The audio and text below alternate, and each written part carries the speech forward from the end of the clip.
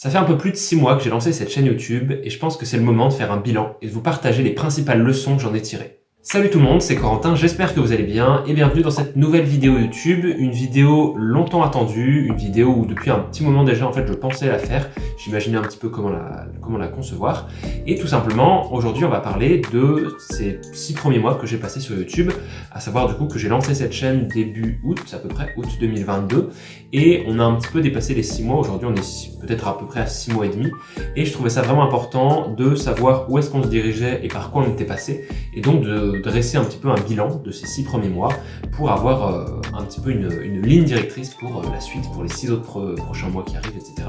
Bref, voir par où on en est passé pour savoir où est-ce qu'on va. Tout d'abord, en quelques chiffres, sur ces 6 premiers mois, j'ai réalisé 58 vidéos, j'ai eu un total de 71 abonnés et j'ai cumulé à peu près, ou plutôt je devrais dire un peu plus de 4000 vues sur le cumul de toutes les vidéos, ce que je trouve plutôt bien, déjà notamment la partie 58 vidéos en 6 mois, je trouve ça honnêtement plutôt cool.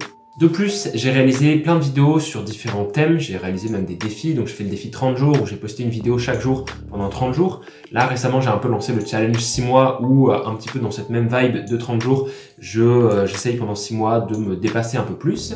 J'ai réalisé un podcast, j'ai partagé plein de réflexions, plein de pensées, plein de petites techniques ou astuces en rapport avec le développement personnel.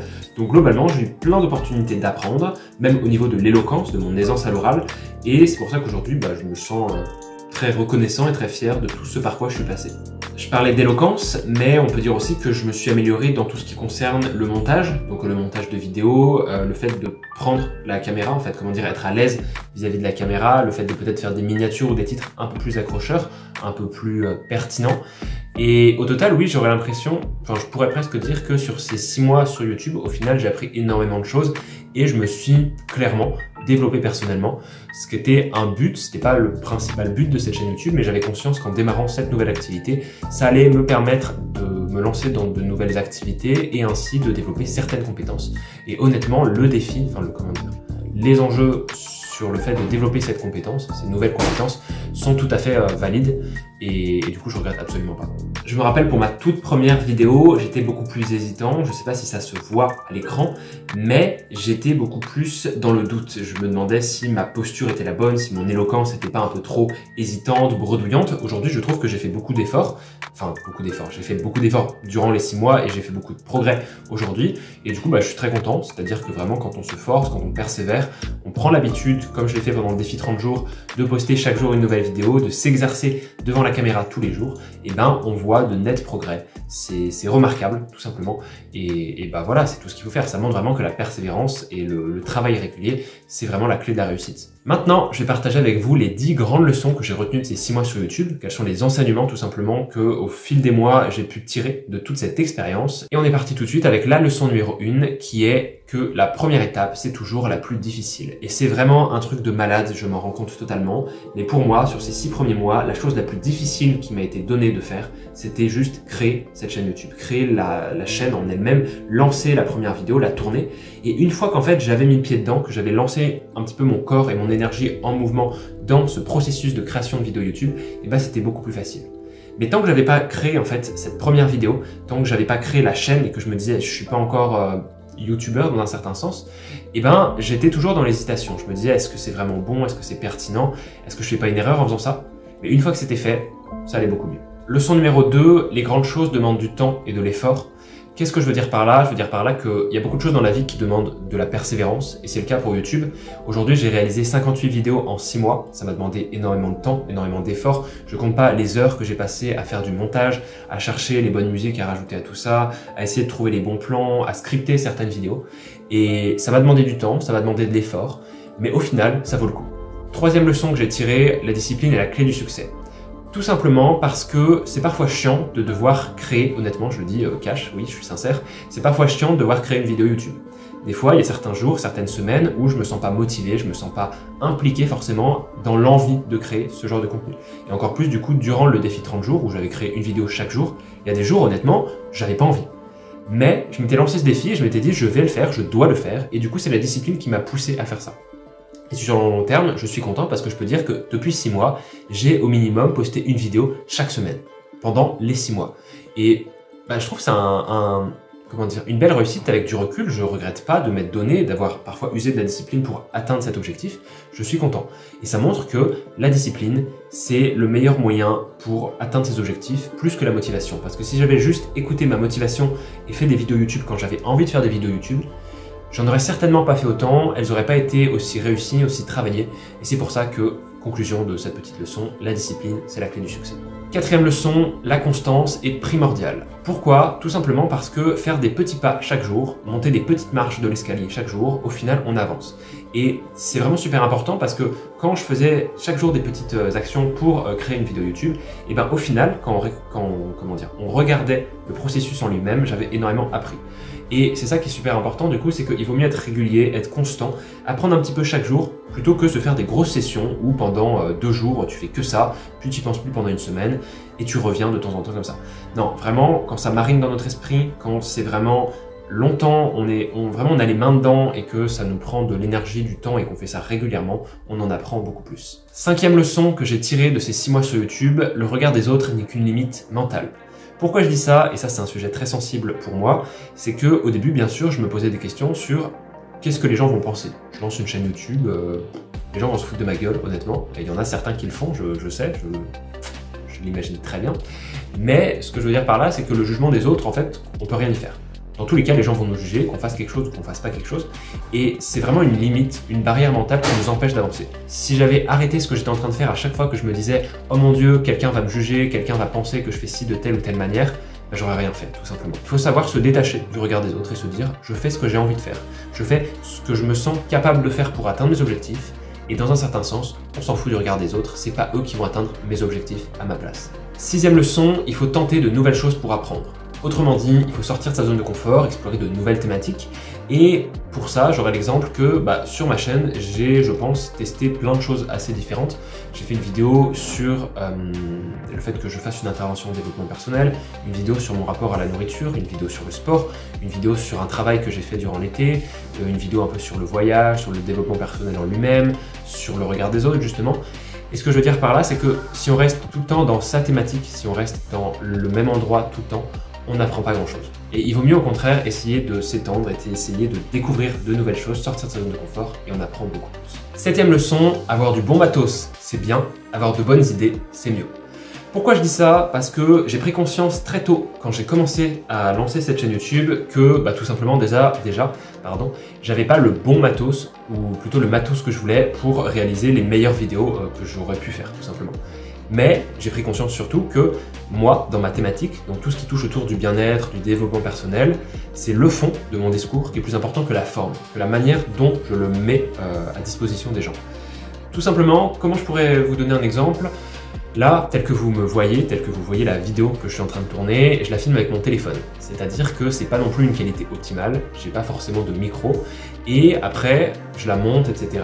Mais j'ai pas nécessairement des outils, des logiciels payants pour faire ça. Ce qui fait que je suis limité dans ma capacité à produire un contenu de qualité. Par contre, à l'inverse, et je pense que c'est ça le plus important, si je veux retenir mon audience, si je veux intéresser les gens, ça va plus être la qualité de mon discours. Qu'est-ce que je vais dire et est-ce que ce que je vais dire va être pertinent, va aider concrètement, va impacter les gens positivement, va les aider à aller mieux, va les aider à atteindre leur objectif. Pour moi, c'est ça qui va les faire rester sur ma chaîne YouTube plutôt que avoir une qualité de vidéo incroyable où les gens peuvent voir chaque petit pixel super bien. C'est pas forcément ça que je veux. 8e leçon, une stratégie réfléchie et pensée dans le temps est la meilleure manière de persévérer. Concrètement, ça veut dire par là qu'il faut savoir dès le début où est-ce qu'on se dirige. Quand j'ai lancé ma première vidéo sur YouTube, j'avais déjà une idée de où est-ce que je me dirigeais. Certes, c'était pas aussi clair et aussi précis que là maintenant, avec du recul, quand je regarde les 6 mois qui sont passés, mais je savais un petit peu où est-ce que je me dirigeais. Je savais que je voulais aborder la question du développement personnel, aider les gens à atteindre leurs objectifs, essayer d'impacter positivement, partager de l'inspiration, de la motivation, et dans un certain sens, je me suis pas étalé, je me suis pas éparpillé dans tout ce que j'ai fait, et j'ai suivi un petit peu une sorte de game plan précis que j'avais conceptualisé à l'avance. Et c'est ça qui est super important, si on veut persévérer, il faut qu'on sache déjà où est-ce qu'on va. Il faut qu'on ait connaissance de nos objectifs et aussi de nos forces et de nos capacités pour les atteindre. Donc, en ce sens, savoir précisément ce qu'on est, quelles sont nos forces, nos capacités et où est-ce qu'on se dirige, pour moi, c'est fondamental et ça évite justement de perdre 6 mois de sa vie peut-être à essayer des choses à gauche à droite sans vraiment que ça marche parce qu'on n'est pas vraiment sûr que c'est par là par cette manière-là qu'on va atteindre nos objectifs. Neuvième leçon, celle-ci est un peu importante et un peu subjective, je ne sais pas trop comment la formuler, mais peut-être qu'elle va en faire grincer des dents certains. Il ne faut pas trop prendre à cœur ce qu'on fait. Je mets des guillemets un petit peu sur cette formulation. Qu'est-ce que je veux dire par là? Je veux dire par là qu'il faut rester capable, en fait, de garder une certaine insensibilité face à son travail. Je m'explique. Durant les 6 mois, j'ai parfois fait des vidéos qui m'ont demandé beaucoup plus de temps de travail. C'est-à-dire que autant certaines vidéos YouTube que j'ai faites, peut-être que je pouvais faire le montage, la réalisation, les plans, etc. Tout ça, je pouvais peut-être les faire en 2 heures. Il y a d'autres vidéos à l'inverse qui m'ont demandé plus, peut-être 10, 20 heures de travail global pour réaliser ces vidéos. Et pourtant, c'est pas forcément les vidéos où j'avais consacré le plus de travail pour les réaliser qui ont le mieux marché, qui ont comment dire, suscité les meilleurs retours, les meilleurs, je sais pas, le meilleur taux d'engagement, etc. Et ce que je veux dire par là, c'est que, bah voilà, c'est un peu le principe de la vie. Des fois, on se donne à fond dans une tâche et cette tâche vide complètement. Et c'est pour ça que je pense que c'est très important de ne pas prendre les choses trop à cœur et de savoir se détacher émotionnellement des résultats. Les résultats qu'on a de nos vidéos YouTube ne dépendent pas de nous. Tout ce qui dépend de nous, en fait, c'est la manière dont on va amener, dont on va créer nos vidéos. Et après, il faut savoir tirer un enseignement de tout ceci, comme je suis en train de le faire pour ce bilan de ces 6 premiers mois, pour justement, donc comme je le disais, apprendre et recommencer de meilleure manière. Mais ne pas prendre les choses trop à cœur dans le sens où justement se laisser en fait, pas culpabiliser, mais se laisser être triste un petit peu parce que telle ou telle chose n'a pas marché. C'est la vie, c'est comme ça, il faut passer à autre chose, il faut avancer, et c'est comme ça qu'on apprend, tout simplement. Et enfin, 10e et dernière leçon que j'ai tirée de ces 6 mois sur YouTube, tout le monde, et je précise absolument tout le monde, est capable de s'améliorer. Le plus important, c'est de persévérer, c'est de se laisser le droit d'échouer, de se laisser le droit d'apprendre de ses erreurs et de ne rien lâcher. De vraiment continuer, s'efforcer tout simplement d'atteindre l'objectif qu'on s'est fixé et d'avoir cette ouverture d'esprit pour se dire « je suis capable d'y arriver ». C'est pour ça que j'ai envie de dire vraiment aujourd'hui, n'importe qui peut lancer une chaîne YouTube et réussir par le fruit de son travail. Je dis pas par là, comment dire, enfin, je prends pas pour mon exemple pour moi parce que honnêtement à ce jour, j'estime pas du tout avoir réussi sur YouTube. Déjà, je trouve que cette formulation, c'est un peu grande gueule, je sais pas trop comment on pourrait formuler ça. Mais ce que je veux dire par là, c'est que tout le monde aujourd'hui peut lancer une chaîne YouTube et réaliser après plusieurs mois qu'il s'est amélioré et que, comment dire, son charisme et sa capacité de YouTubeur ont évolué positivement vis-à-vis de quand il s'est lancé. Et ce que je veux dire par là, c'est que ça illustre parfaitement le fait que quand on se lance dans une nouvelle tâche qu'on connaît pas du tout, au début, oui, on a des doutes, on a des hésitations, mais plus le temps passe, plus on persévère, plus on s'efforce de comprendre comment cette mécanique marche, comment le système évolue en fait, et plus on va être performant dans ce système. C'est-à-dire que tout le monde a le droit à l'erreur, tout le monde a le droit d'échouer, d'apprendre, mais échouer, c'est l'occasion d'apprendre encore mieux. Je ne sais pas si ça se dit, mais l'échec, en fait, c'est juste une nouvelle manière d'apprendre. Voilà, c'est peut-être un peu plus formulé comme ça. Et ça illustre parfaitement, du coup, ce côté de « on peut tous s'améliorer ». Quand on met les efforts en place, quand on se consacre vraiment à ce qu'on veut faire, on peut s'améliorer. On s'améliore vraiment. Moi, c'est ce que je retire. En conclusion de cette vidéo, qui, je l'espère, vous aura plu, être sur YouTube depuis 6 mois, ça m'a apporté énormément de choses. Beaucoup de positifs, comme je viens de l'illustrer tout au long de cette vidéo, donc beaucoup de compétences que j'ai pu développer. Un peu de négatif, oui, c'est vrai, pour être totalement transparent, c'est vrai que ça a un peu bouleversé mes habitudes, c'est-à-dire que je dois prendre un rythme de travail un petit peu différent, je dois avoir des petites habitudes ou des petites optimisations de mon temps que j'avais pas avant, parce que gérer une chaîne YouTube, ça demande quand même beaucoup plus de temps, beaucoup plus d'efforts et beaucoup plus de pression mentale un petit peu pour gérer tout ça.